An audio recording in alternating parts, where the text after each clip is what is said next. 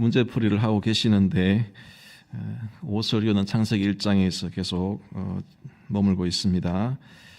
모든 성경 본문이 그렇지만 창세기 1장이야말로 퍼내도 마르지 않는 우물과 같이 우리에게 주는 메시지의 깊이와 그 넓이가 한이 없다고 하겠습니다. 성경 펼치면 제일 처음 등장하는 첫 구절, 태초에 하나님이 천지를 창조하시니라. 이 구절 앞에 서면 좀 마음이 웅장해지지 않습니까? 이 짧은 구절 속에 세상의 시작이 있음을 알려주고 있고 또 창조주의 존재와 일하심을 보여주고 있고 또 우리가 피조물이다 하는 사실도 선포하고 있습니다. 이 창세기 1장은 너무도 신비한 본문이어서 우리의 호기심을 자극합니다. 그래서 본문의 신비를 좀 벗겨내 보고자 창조의 현장을 재구성하려고 하는 시도가 여러 측면에서 시도를 하고 있습니다. 그런데 이 성급하게 또 무리하게 해석하게 되면 우리 신앙에 해를 끼칠 수가 있습니다. 사실 이 창조의 현장을 눈으로 본 사람은 아무도 없습니다. 창세기를 기록한 모세조차도 현장을 직접 목격하지 못했고 하나님의 영감으로 말씀을 받아서 기록을 했을 뿐입니다. 그래서 이 창조 현장을 재구성하는 것은 불가능한 일입니다. 그렇다고 해서 이 성경의 시작을 알려주고 모든 존재의 기원을 알려주고 피조세계의 원리를 알려주는 이 창세기 1장의 해석을 우리가 피해가는 것도 옳지 않은 태도입니다. 조심스럽게 신앙의 유익한 방향으로 해석을 시도해야 됩니다. 그런데 또 너무 영적으로 해석을 해서 이 창조 기사를 상징적인 의미로만 해석하는 것도 문제입니다. 영적 의미를 찾으려고 상징적으로만 해석하다 보면 이 창조의 역사적 사실 자체를 무시하거나 또 소홀히 할 수도 있는 우려가 생깁니다. 창세기 1장은 우리에게 창조적 사실을 알려주기 위한 목적으로만, 창조론을 제시하기 위한 목적으로만 쓰여진 것이 아닙니다. 분명한 것은 하나님의 천지 창조가 실제 역사적 사실을 담고 있지만은 그 사실만 알려주는 것이 아니고 창조적 사실 이상의 의미를, 메시지를 주고 있다는 것을 늘 기억해야 됩니다. 따라서 한 두 가지 입장 정도를 확고히 하고 창세기 1장을 보는 게 안전하고 좋겠다 생각이 됩니다. 하나는 이 창조 기사를 역사적 사실로 믿는 믿음의 바탕 위에서 해석을 하는 것이고, 또 하나는 사실을 설명하는 것 그 이상의 구원의 메시지를 발견해내야 하는 것입니다. 이 두 마리 토끼를 한꺼번에 잡는 시도가 쉬운 일은 아니겠지만 이 틀을 유지하는 가운데 창세기 1장을 통해 주시는 교훈을 나누고자 합니다. 하나님께서 6일 동안 세상을 창조하셨음을 잘 알고 계실 겁니다. 한번 다시 화면을 참고해 보시면 아주 질서 있게 순서로 창조하셨습니다. 첫째 날부터 셋째 날까지는 그 구조적인 틀을 갖추시는 공간을 만드셨고, 넷째 날부터는 해당되는 공간에서 활동하는 피조물을 채우는 방식으로 창조하셨습니다. 그런데 잘 보시면은 첫째 날에 빛이 있어라, 빛을 만드셨는데 넷째 날에 해, 달, 별을 만드셨습니다. 성경에는 이 해를 큰 광명체로, 달을 작은 광명체라 하시고 별은 별이라고 언급하십니다. 여기에서 질문이 당연히 생깁니다.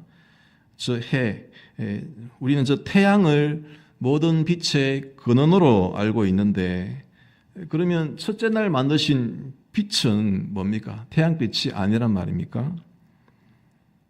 성도 여러분, 성경은 태양만이 빛을 발산하는 존재라고 말하지 않습니다.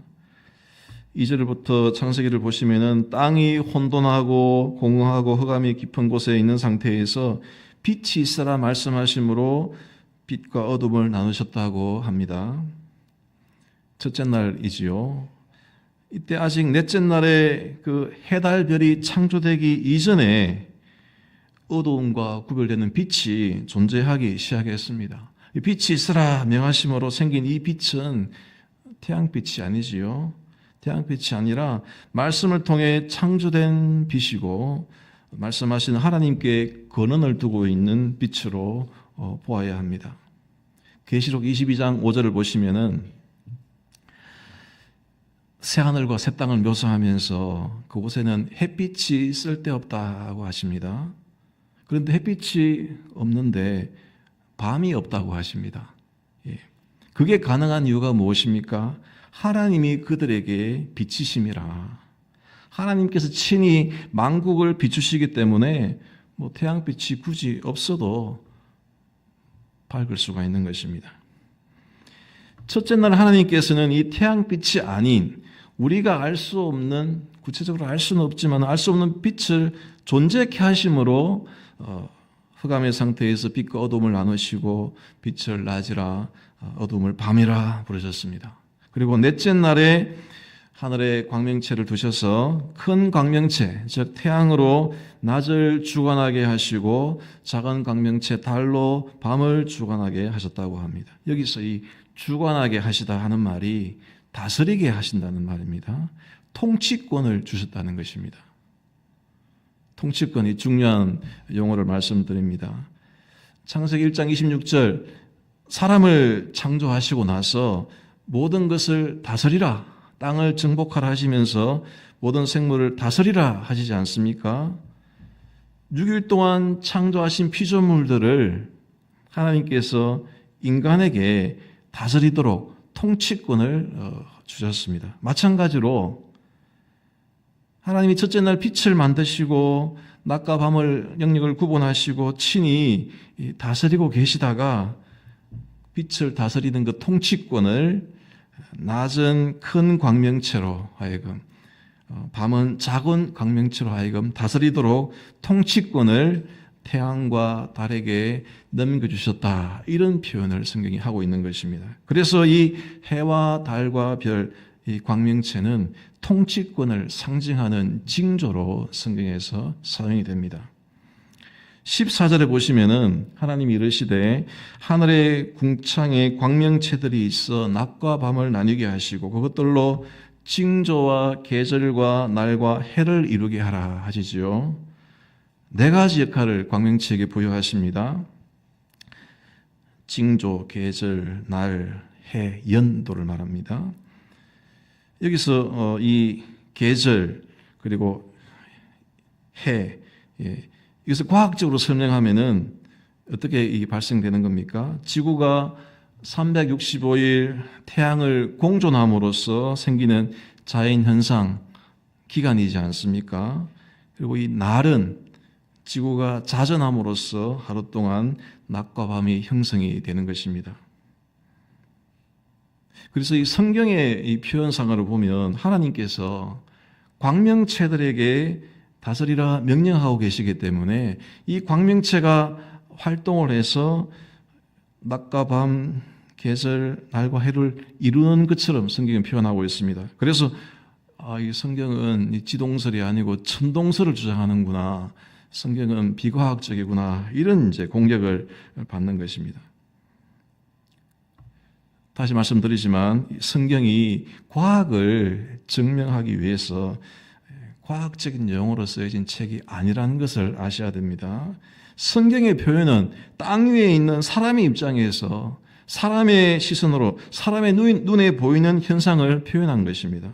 그래서 성경에 해가 뜬다 하는 표현을 쓰면은 우리가 이해하지 않습니까? 그런데 그것을 두고 성경이 해를 뜬다고 표현하니까 천동설을 주장하는구나 이렇게 비판할 수는 없는 거지요. 성경은 표현이 과학적 진술이라기보다는 오히려 문학적 진술에 가깝다고 할 수가 있습니다. 이 광명체에게 주신 계절, 날과 해를 이루게 하라 하는 내용은 잠시 격가지로 말씀을 드렸는데 자, 여기에서 말씀 안 드린 한 가지 역할이 첫 번째 역할이 무엇입니까? 징조를 이루라는 것입니다. 이 징조라는 단어를 영어 성경은 사인으로 번역하고 있습니다. 사인이란 말은 뭔가를 가리키고 예고한다는 뜻이지 않습니까? 또 깃발, 표시 이런 의미도 가지고 있습니다. 하나님께서 이 광명체에게 주신 첫 번째 임무가 징조를 보이는 역할을 부여하셨습니다. 그럼 이 광명체는 징조를 보일 때 어떤 대상에 대한 징조를 보이는 역할을 감당하겠습니까? 광명체에게 어떤 역할을 부여했습니까? 낮과 밤을 다스리는 통치권을 부여하시지 않습니까? 광명체가 빛을 발하거나 사라지는 모습을 통해서 혹은 광명체가 이동하는 모습을 통해서 이 세상 주권자들, 통치자들의 흥망성쇠를 예고하는 역할을 담당하게 된 것입니다. 그래서 하나님께서는 이 구원의 역사를 이루어 가시면서 하늘의 천체들을 종종 사용하십니다. 아브라함에게 하늘의 별을 보여주시면서 자손에 대한 축복을 약속하셨습니다. 요셉에게도 해달별이 절을 하는 꿈을 통해서 앞날을 계시해 주셨고 그 계시대로 요셉이 애굽의 통치권자의 자리에 올랐습니다. 하나님께서 이 광명체를 통해서 보이신 가장 큰 징조는 장차 메시아로 오실 예수 그리스도의 탄생을 예언하는 데 사용을 하십니다. 민수기 24장 한 군데를 참고해 보시면은 한 별이 이 광명체 별이 야곱에서 나올 것이라 하는 이 예언이 메시아 탄생을 예언하지 않습니까? 이 예언이 바로 별을 연구하던 동방 박사들의 눈에 징조로 보였던 것입니다. 박사들이 헤롯을 만나서 뭐라고 했습니까? 유대인의 왕으로 나시는 그 어디 계시냐? 우리가 동방에서 그의 별을 보고 그에게 경배하러 왔노라. 박사들은 별을 따라오면서 그 별이 통치자의 탄생을 보여주는 것이라고 믿었던 것입니다. 성도 여러분, 저 밤하늘에 별빛을 볼 때 어떤 생각을 하십니까? 매일 땅만 보고 살아가지 마시고 가끔씩 하늘을 한번 우리로 보시기 바랍니다. 영도 하늘이 맑아서 다른 것보다 잘 보입니다, 별이. 그런데 저 밤하늘에 우리가 눈으로 보는 저 빛나는 별이 사실은 내가 지금 보는 시간에 저 별이 빛을 발하기 시작한 것이 아닙니다. 대부분 별이 지금보다 한참 이전에 반짝이기 시작한 별들입니다. 우주는 엄청 넓어서 어떤 별들은 1년 넘게 그 빛이 달려오는 별빛이 있는가 하면 어떤 별빛은 뭐 수십 년간 달려와서 우리의 눈에 보이는 그런 별도 있습니다. 한 번 깜빡이는 것입니다. 빛의 속도가 엄청 빨라서 1초에 지구를 7바퀴 반 돌다고 하지 않습니까? 그렇게 빠르게 가는 이 빛이 1년 동안 달려가는 거리를 1광년이라고 합니다. 그런데 이 우주가 엄청 넓어서 우주에는 뭐 수백 광년, 수천 광년에 떨어진 별들이 무수히 존재한다고 하지 않습니까? 이 동방 박사들이 바라본 이 별빛은 박사들이 관측하기 훨씬 이전부터 엄청난 거리에서부터 하나님께서 빛을 발하게 하셨는데 어느 시점에 발하게 하셨는데 때가 되매 세상을 비추는 빛으로 비추게 되었던 것입니다. 하나님께서 예수님이 오시기 전 몇 년 전에 이 별을 빛나게 하셨겠습니까? 아마도 최소한 700년 전부터 별빛이 발하였을 것입니다. 700년 전 이사야 선지자가 이런 예언했지 않습니까? 보라, 처녀가 잉태의 아들을 낳을 것이라. 그때부터 이 별이 빛을 발해서 지구를 향해 달려왔을 가능성도 있습니다. 어쩌면 그보다 훨씬 이전에 이 메시아 탄생의 별이 빛났을지도 모릅니다. 여인의 후손이 뱀의 머리를 상하게 할 것이라. 창세기 3장 15절의 예언의 말씀을 보면은 아담과 하와 때부터 어쩌면 그 이전부터라도 하늘의 광명제를 창조하실 때에 징조와 계절과 날과 해를 이루게 하라 했던 이 말씀하실 때부터 하나님께서는 이 별을 빛나게 하실지도 모릅니다. 하셨을 수도 있습니다. 그 별빛이 세대를 넘어서 이 지구로 달려와서 예수님 탄생 때 비치게 하시고 때가 되어서 박사들로 하여금 통치자의 탄생을 보여주는 징조로 보게 해서 발걸음을 인도하셨던 것입니다. 성도 여러분, 참으로 하나님의 역사가 놀랍지 않습니까? 자연 만물을 만드시고 이 모든 것을 우리의 구원을 위해서 운행하시는 하나님이십니다. 아무리 우리가 부정하려고 해도 하나님은 자신의 예정하신 구원의 계획을 오늘 이 순간도 우리를 위해서 이루어 가십니다. 이제 우리는 2000년 전에 그 징조로 세상을 비추셨던 그 별빛을 눈으로 볼 수는 없습니다. 첫 번째 성탄절에 그 빛나던 별빛은 사라졌습니다. 그러나 성경을 보게 되면 그때보다 더 놀라운 별을 보게 됩니다. 그 별은 바로 우리 예수님이십니다. 계시록 22장에 보시면은 나 예수는 하시면서 나는 다윗의 뿌리요 자손이니 곧 광명한 새벽 별이라고 하십니다. 계시록 마지막이 이렇게 마칩니다. 새벽별로 자신을 칭하신 예수님께서 다시 오시겠다는 약속으로 마칩니다. 그래서 다시 오실 주님은 이제 별빛이 아니라 말씀의 빛을 비추셔서 우리로 하여금 그날의 징조를 알게 하십니다. 마태복음 24장을 참고해 보시면 이제 우리가 바라보아야 될 징조는 하늘의 별빛이 아니고 심판주로 주님이 다시 오실 때에 보이실 징조, 말씀을 통해 보여주신 그 징조를 통해서 때를 알 수가 있습니다. 언제입니까? 복음이 온 세상에 전파되는 때가 마지막 징조라고 말씀하셨습니다. 우리 주님이 다시 오시면은 더 이상 이 햇빛은 쓸 데가 없어지고 주 하나님이 친히 하늘의 영광의 빛이 되셔서 자기 백성들을 비추이실 것입니다. 그때에 새하늘과 새 땅에서 주님의 얼굴을 대면하시고 주님과 함께 왕노로 타시는 통치하시는 성도님들이 다 되시기를 바랍니다. 광명체를 창조하심과 관련해서 구속사적인 의미 한 가지들을 다루고자 합니다. 오늘 잘 생소할 수 있는 내용인데 잘 따라오고 계십니까? 예. 창조과학과 성경 구속사적 해석을 좀 같이 하다 보니까 여러분 낯설 수가 있습니다. 자, 창세기 1장에서 이 하루가 지나간다는 표현을 여러분 보시면 저녁이 되며 아침이 된다고 하지 않습니까? 저녁이 되고 아침이 되니 첫째 날이니라. 저녁이 되고 아침이 되니 이는 둘째 날이니라. 하루가 저녁으로 시작해서 아침으로 마친다는 이 개념, 지금 우리가 느끼는 개념하고 다릅니다. 그죠? 우리는 하루를 시작하고 마치는 개념이 어떻습니까? 아침에 일어나서 하루가 시작이 되고 저녁에 잠들면서 하루가 마칩니다. 그런데 성경은 저녁에서 아침으로 하루가 시작되고 완성이 됩니다. 지금도 유대인들은 하루 계산을 저녁부터 시작을 하고 낮이 이제 마치는 시간 하루가 종료가 됩니다. 예수님이 십자가에 달리셨을 때 그 군병들이 예수님 옆에 달린 강도들을 다리를 꺾지 않습니까? 예, 살아있으면 빨리 죽이기 위해서. 예수님도 창으로 찔렀지 않습니까?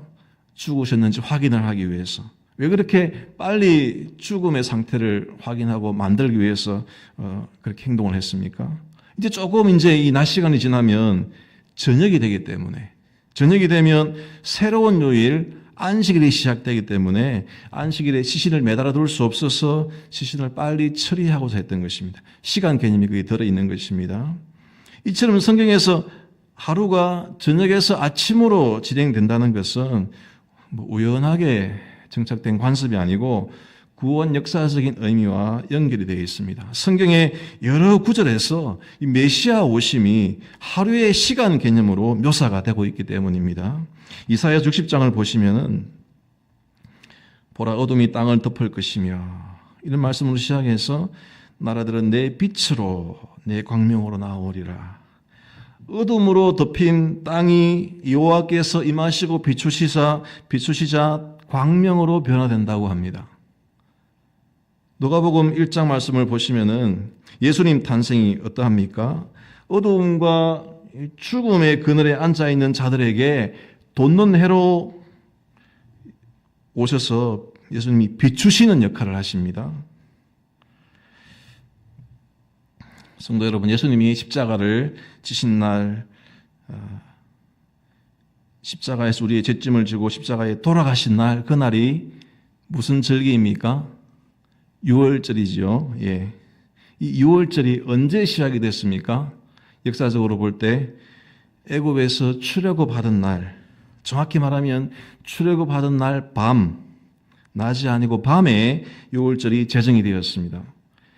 출애굽하던 날 밤, 그 첫 유월절 밤에 이스라엘 지도자 모세가 백성들을 이끌고 애굽을 빠져나왔습니다. 그리고 그 유월절이 언제 완성이 됩니까? 예수님께서 유월절 어린 양이 되셔서 십자가에 달리심으로 유월절 구원이 완성되고 이루어졌습니다. 예수님이 십자가에 달리신 때가 유월절인데 낮에 달리셨습니까? 밤에 달리셨습니까? 십자가에 낮에 달렸습니다. 유월절 제사가 절정으로 달하는 낮 시간대 예수님이 달리셨습니다. 그러니까 예수님은 유월절이 시작되는 날 밤에 승만찬을 제정하시고 밤을 새고 다음 날이 아니고 같은 날 낮에 십자가에 달리셨습니다.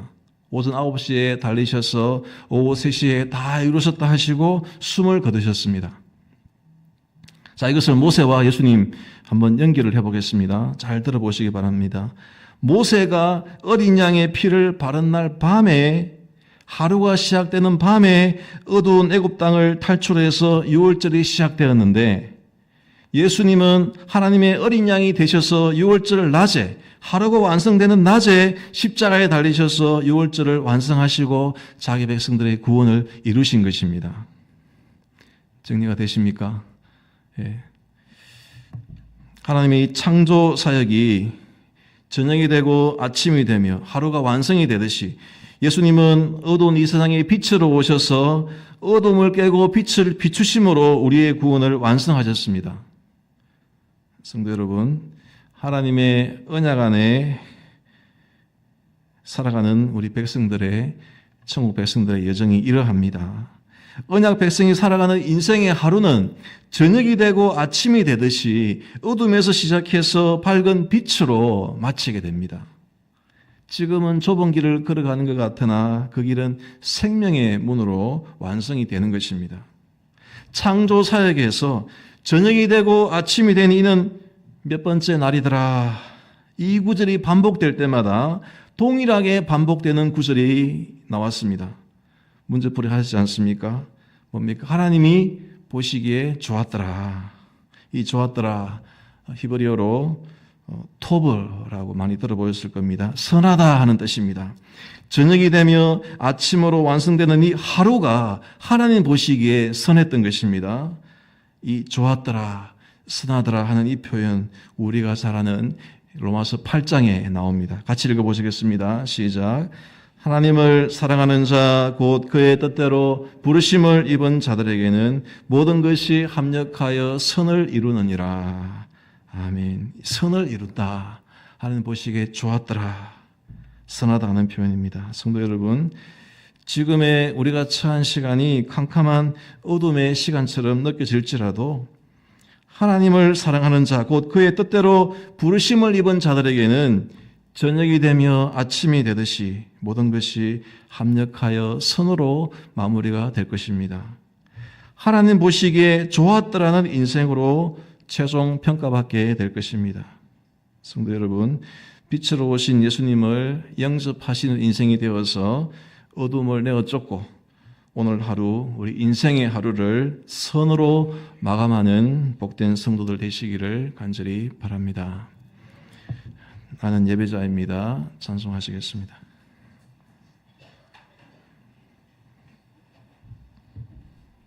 찬송하시면서 헌금 드리겠습니다.